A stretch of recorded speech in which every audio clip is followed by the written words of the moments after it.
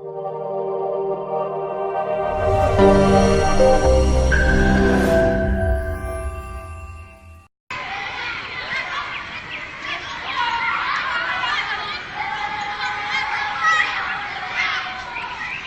हाँ, तो क्या देखा आपने?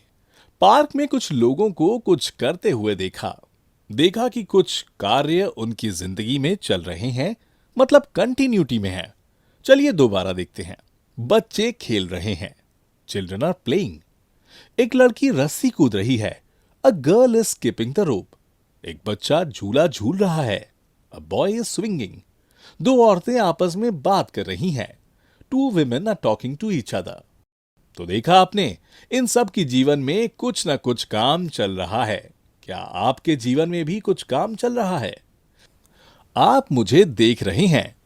आप मुझे सुन भी रहे हैं। सांस लेने का काम भी जारी है और सीखने का काम भी कंटिन्यूटी में है।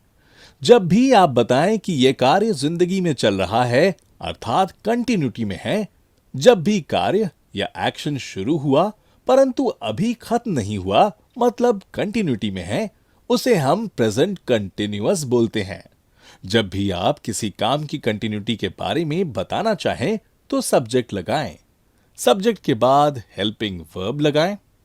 उसके बाद वर्ब मतलब एक्शन लगाएं। उसके बाद वर्ब में आईएनजी लगाएं।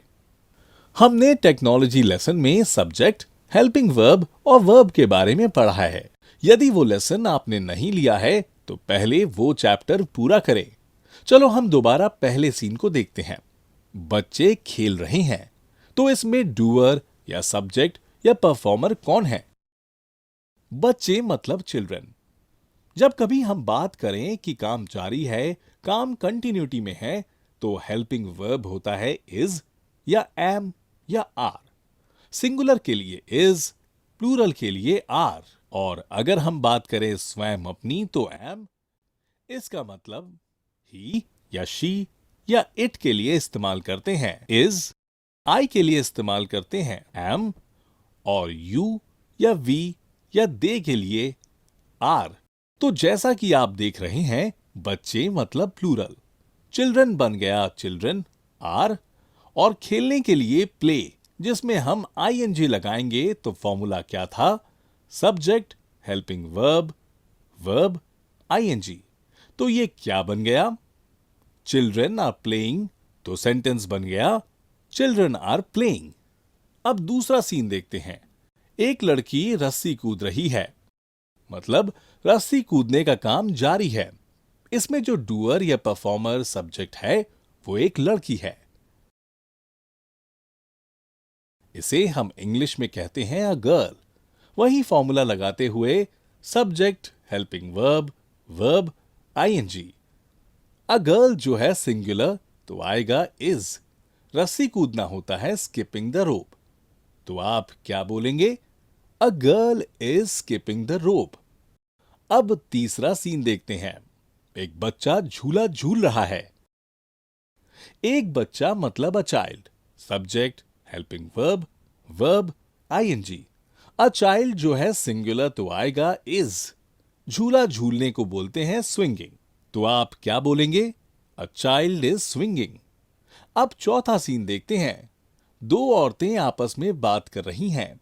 दो औरतें मतलब two women, subject, helping verb, verb, I N G. Two women जो है प्लूरल तो आएगा आर। बात करने को बोलते हैं टॉकिंग। तो आप क्या बोलेंगे? Two women are talking.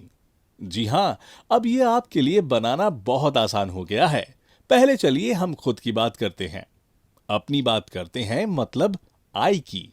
ध्यान रखिएगा कि हम इससे आई नहीं, आए बोलते हैं।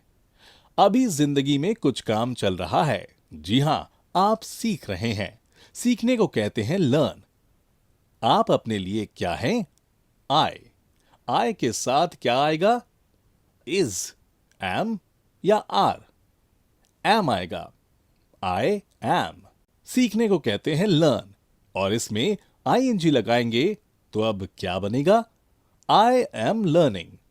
इसी प्रकार से आप जो भी काम कर रहे हैं बोलते जाइए आई एम लर्निंग।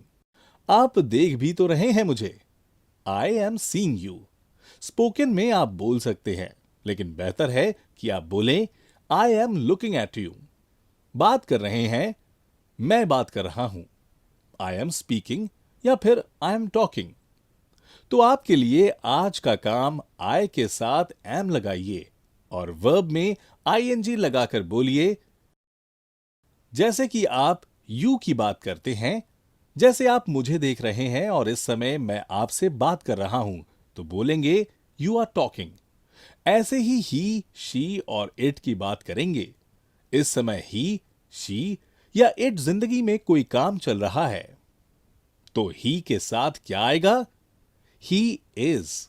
और जो भी वर्ब है उसमें आईएनजी, जैसे कि ही इज रीडिंग न्यूज़पेपर। तो बनाइए कुछ सेंटेंसेस अपने आप। अब तो आप सीख गए हैं। मिलते हैं अगले लेसन में। तब तक के लिए बाय बाय।